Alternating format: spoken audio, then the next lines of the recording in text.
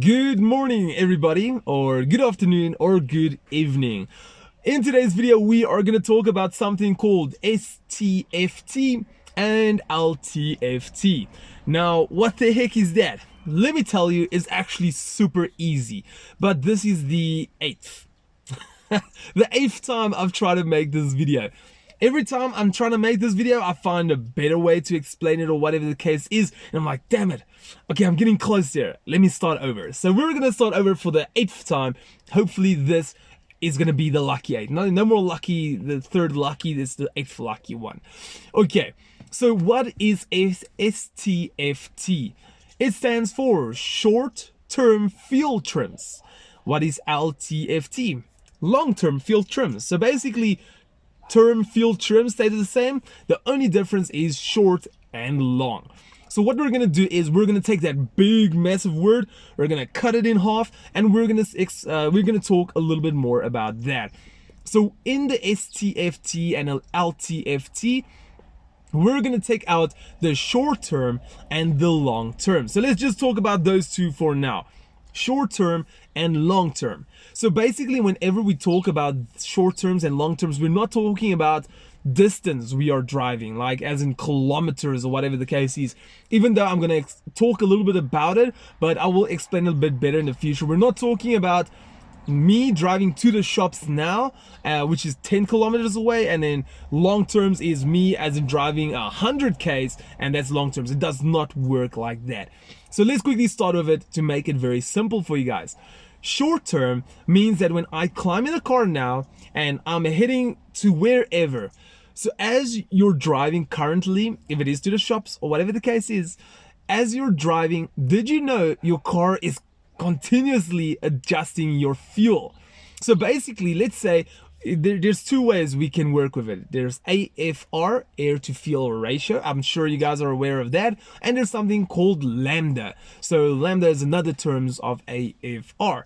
Okay, so basically, let's talk about lambda right now. So lambda works in one. So whenever someone says one lambda, it means your stoichiometric, I hope I pronounced it correctly, your stoichiometric air to fuel ratio, which is 14.7. So we're just going to make it simple. We're going to talk about one lambda. Whenever your lambda is 1.1 as example, it means that there is not enough fuel. In a condition like that, your car is running lean. Whenever your lambda is 0.9, it basically means you have more fuel in your car, so then you're running rich. Okay, so anything below 1 means you're running too much fuel. Anything above 1 means you're running too little fuel. So did you know, actually a really interesting fact about your ECU, the computer of your car? Some people call it ECU, ECM, PCM, bonkers, just going bonkers. There's so many words for it. It's basically your engine control unit or module. So did you know that it continuously updates your fueling tables of your car? So like I'm mentioning, if I start my car up now, I drive out of the gate and I drive to the shops, my car is adjusting the fuel tables as we are speaking. Like as we are driving, it's adjusting it in real time as in now. Okay, not now, the car is off, but as in you drive. So that is basically short terms. That is if you're adjusting your fuel now, not you, the ECU. So basically what happens is, it might be whereas in your car is requesting, let's say your car is requesting 1 lambda, right? So it's perfect where it should be, 1 lambda. But because the fuel is maybe not as good in my country than it is in your country, or the air density might be a little bit different, or the humidity might be a little bit high, in a scenario like that, your car did not actually calculate for that changes in the air, and that is why there is something called adaptation. Your car is basically, as it's driving, it keeps on changing things to make sure your car is running as good as it is. So while we are driving, your oxygen sensor in your exhaust pipe sees that, okay, we are running 0.950, okay, and then it's like, no, wait. The car is requesting 1 lambda. Why are we running 0.950? That means we're running too much fuel. We're running a bit richer than we're supposed to run. So what your car does then, it actually takes some fuel out in real time. And then let's say while after it added some fuel, you drive a bit further, and now all of a sudden your car is seeing, oh, okay, so now we are requesting still 1 lambda, and you're running 1.1. It's like, oh, okay, we're running with too little fuel. We actually got to add a little bit of fuel, so we're running a bit lean. So then in real time, it actually, as you're driving now, it goes and adds some fuel to get it to 1 lambda. So it's no longer 1 lambda and 1.1, as both of them is 1 lambda. So that is short interval. Short interval is basically adjusting your fueling now as we speak. So what is long-term fuel, long-term, not fuel term. So what is the long-term then? So basically your long-term gets updated by the short terms. That's basically what it is. It takes a bunch of the information from the short terms, and screen just went dark. So it takes all of that information from the short terms and it puts it into the long terms. To make this part being understood a bit easier, let's take the RPMs 2000 as an example. So let's say every time when you drive, if it's with your foot to the floor or whatever the case is, every time you drive your car and it surpasses 2000 RPMs, and your short-term fuel trims notice that every time at 2000 RPMs, I have to actually add some fuel because we're running too lean. That is a scenario of saying we desire 1 lambda, but we're actually running 1.1. So every time your short terms has to go at 2000 RPMs and update the fuel table and basically add some more fuel, your long term will pick up that behavior and be like, whoa, every time when you get to 2000 RPMs, we must add fuel? No. So the long term says, no, what I'm going to do is I'm going to go and take that 3% of fuel that we're adding. In this scenario, we're going to say 3% of fuel, and I'm going to go update the table with 3% at 2000 RPMs. So then what will happen is the next time when you actually drive at 2000 RPMs, your table would have been modified by your long-term fuel trims in that scenario that your short-term doesn't notice that, or let's say your short-term doesn't have to update at 2000 RPMs because already your mult table has been, your what do you call it, your fuel table has been updated in a way that account, the 3% that your short-term had to adjust the entire time has been added, so it does not have to be adjusted every time at 2000 RPMs.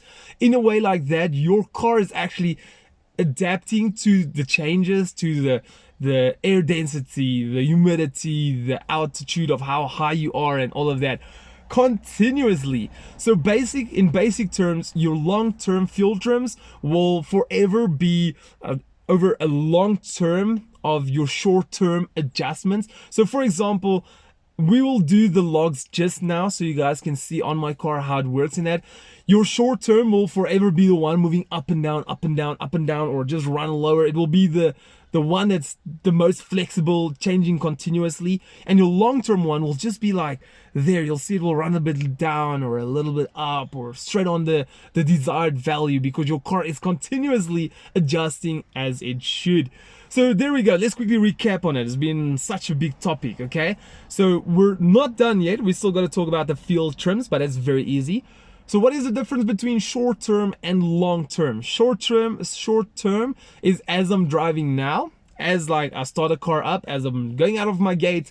Short term is updating your ECU now. As it sees you're running too rich or too lean now, it's adjusting the values now to make sure you get the desired fuel values. Long terms is it takes all the adjustments from the short values and it puts it in the table of the long-term values. So then what basically is going to happen is your long term is going to adjust your fuel table, but in a bigger scenario where it will adjust your fuel tables to compensate your short terms not to adjust too much. All right, so I do hope that's probably the best way I could have explained it to you guys. Not easy. Short term, long term, that is it. What is fuel trims? Fuel trims is basically adjusting your fuel in percentages, like I've actually already mentioned it in the example. So basically, whenever your car is running too rich, it actually takes out a percentage amount of fuel to compensate the value that is too high, to bring it back down to your stoichiometric, your 1 lambda. So that is basically fuel trims. It's just how much percentage it's adjusting your short-term values and how much is adjusting in percentage your long-term values. Okay, so I think once we also go to the graphs, I'm going to show you guys quickly on VCDS how to actually log your short-term fuel trims and your long-term fuel trims, and then afterwards we're going to talk a little bit more about it. Let me quickly go get my laptop. I think it's still in the house. Okay, so before we go to the laptop, there's basically 2 ways how one can actually log their short terms and long terms. When I'm talking about 2 ways, I don't mean 2 ways on VCDS. I'm actually referring to ways in real time when you are logging it. For example, you can log it when you're just cruising around town. Basically, it depends if you're diesel or petrol, but I believe you won't really go above 3,000 RPMs. You're just cruising robot to robot, stop street to stop street, or whatever the case is.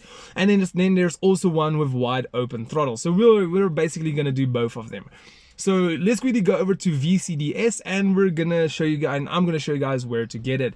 So we're gonna go here to select control module. Also, I want to let you know, if you ever go to and then you're gonna go to engine, whenever you want to let's say one day you do tune your tables for your fueling of your air or something of the sort, and you want your new short terms and new long term values, all you have to do is just go clear your faults. That's it. Oh, I've got to put my ignition on. And then I think for the purpose of this video, to just make it a little bit more easier for you guys to see as well, is we're going to clear the faults. I think if we clear the faults, it's going to show us some more zigzags from the short-term and the long-term fuel trims. So let's quickly go do that. We're going to say fault codes. Let's see.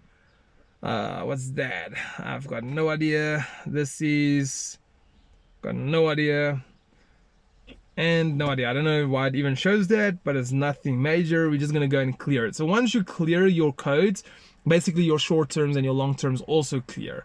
So then it will start up fresh. So we're going to say done and close. We're going to go here to advanced measurement values. And it's going to pop this up. So obviously we want our engine speed to be in there, just to see basically where, at what kind of RPMs it adjusts the short terms and the long terms. Okay, and then secondly, we're gonna go here to the search. We're gonna just say in short, so right over here, short-term adaptation of mixture, formulation bank 1, and then we're gonna go here. As you guys can see, it's in percentages, like I told you, and then we're gonna say long-term. So mixture, is it this one? Formulation for bank 1. All right, so we have got the short-term now, and we have the long-term. Sorry, I quickly had to jump out for a delivery. So anyway, so we've got our short-term fuel trims and our long-term fuel trims, also known as adaptation, okay, in this case. So what we're going to say is we're going to say group UDS request, and we're going to turn turbo on. So basically this just helps to like update a little bit quicker, like all the small changes and all of those kind of things, just to give some more information. Obviously now it's saying NA because I pulled the key out. Okay, let me just quickly put everything back in. Okay, so then once we have these 3 values in, we're gonna go to log. We're just gonna save it. So as you guys can see, we're just gonna save it at desktop as short-term fuel trims and long-term fuel trims. So then we're gonna click start once we're ready. My laptop's quickly on charge. It's actually a little bit flat over here. It's 35% now. I think I'm just gonna give it quickly a minute to just charge. And then yeah, we're quickly gonna go on the roads and we're gonna log everything. I think actually, yeah, let's just let it charge a little bit. I don't want to like actually drive off now and then it runs flat halfway. Okay, so we're gonna do the part. Where's my cursor? There it is.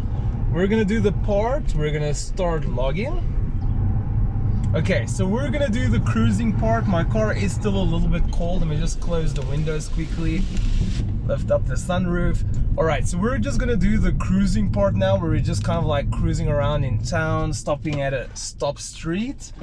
and then we're gonna continue, and then a little bit later in the run we'll actually do the wide open throttle part and just see how it does out of curiosity. So but we'll do all of that in one log, so don't worry, we'll go through it a little bit later and explain it properly to you guys. So yeah, let's just cruise around now. That's basically all we're gonna do. Okay, so what we're gonna do now is we're quickly gonna do the wide open throttle part. Okay, let's quickly just go into third gear, foot to the floor. Sorry, the camera is just wonky now.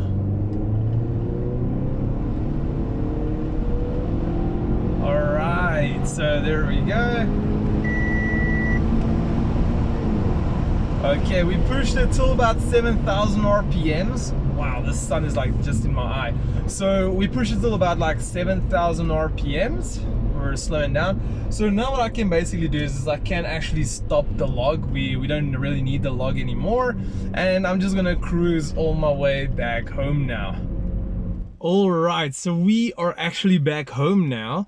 We're quickly going to revise the log. So what I want you guys to do is go on to datalog.me. I'll also drop the link for you in the description. So this is basically that log you have made. You're going to put it onto datalog.me. It's just going to be so much easier for you to actually analyze what is going on. So once you've logged in, you're going to go to upload log. We're going to say the English version. We're gonna click here on browse. We're gonna go to desktop, and here it is: short-term field trim and long-term field trims. Okay, so we're just gonna quickly also just type here short-term field trims and long-term field trims. Ooh, my caps lock is on. I didn't know that. Long-term field trims and short-term field trims. Okay, so we're just gonna say save. All right. Okay, so here is basically the log. This entire part of here is just me driving around. You can see I did not necessarily like stopped every time, but I did at some point. I did kind of like accelerate, drop, accelerate, drop, accelerate. This was probably me making the roundabout to come back home, and then I accelerated it up until there, which were 6,800 RPMs, and then we just basically freed off and stopped the log. Okay, so let's quickly go ahead and look at our short-term field trims. So basically it's going to be bonkers, like you guys can see. I just quickly want to tell you guys that before we actually even look at all of this. So short-term field trim is basically the trims that will, like you guys can see, just goes bonkers, shoot up, go down, shoot up, go down, and all of that kind of things. What I want you to know is that anything above 10% with your short-term field trims means that it's quite a lot. And then with your long-term field trims, anything above 5% is quite a lot. Okay, so keep in mind, short terms, anything above 10% is a lot, and low terms, anything above or below 5% is a lot. So what we're gonna do is we're quickly gonna switch our engine speed off. So as you guys can see here, we can actually like leave it on basically. So as you guys can see here on the right, we go up until 5%. So let's see what was the highest here. So once again, we've got play area till 10%. So we got a 4.86. 6.28. So once you guys can actually see that there's never really a case where it actually has to add fuel. Just very rarely it has to add fuel. Like over here we were driving 1,600 RPMs, and when it made all of those adjustments, and if we go here, you guys can see here at the bottom, especially at wide open throttle, we saw 10.2%. So we're basically on the border, like where we should not like surpass really. And there we go. And then normal cruising rate 10.5, that's also a little bit high. So this is 8.28. So yeah, basically what happens is, if you guys do look at it, every time I accelerate, like let's say here, the stupid block is in the way now. So every time when I accelerate, the fuel goes down, which means that it deducts, which means basically my car is set up to run very rich, because as soon as I add a little bit of fuel, it just like the map dumps a bunch of fuel in, and it's like, actually, oh no, too much fuel, pull some fuel out, in other terms. And whenever I let off throttle or just get to my cruising rates, that's basically when you'll see the spike. So anyway, like even here, if you see this little small let's actually go here, this small one going up over here, you guys can see that automatically it came down, like right over here at this line. When as soon as I started to accelerate, the fuel basically dropped. So the short-term fuel trims does not look bad, it's in its spec where it should be. The long-term fuel trims is more of like blocks, we'll see now, but it's like more of blocks, like this block, this block, this block. So let's quickly have a look. Okay, that's very weird. So my long-term fuel trims did not even read anything. I can tell you now why. It's because I did not drive long enough.